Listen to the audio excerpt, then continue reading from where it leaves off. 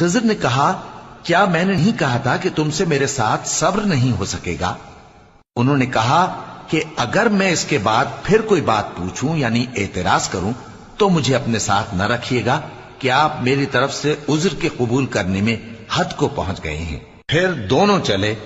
یہاں تک کہ گاؤں والوں کے پاس پہنچے اور ان سے کھانا طلب کیا۔ انہوں نے ان کی ضیافت کرنے سے انکار کیا۔ پھر انہوں نے وہاں ایک دیوار دیکھی جو گرا چاہتی تھی تو خضر نے اس کو سیدھا کر دیا۔ موسیٰ نے کہا کہ اگر آپ چاہتے تو ان سے اس کا معاوضہ لے لیتے تاکہ کھانے کا کام چلتا۔ خضر نے کہا کہ اب مجھ میں اور تم میں علیحدگی، مگر جن باتوں پر تم صبر نہ کر سکے میں ان کا تمہیں بھید بتائے دیتا ہوں کہ وہ جو کشتی تھی غریب لوگوں کی تھی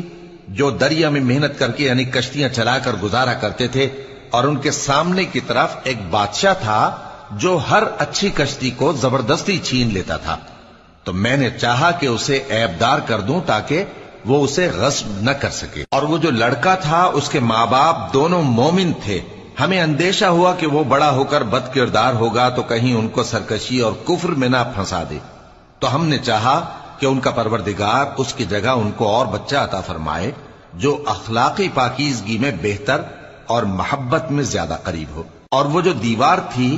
سو 2 یتیم لڑکوں کی تھی جو شہر میں رہتے تھے، اور اس کے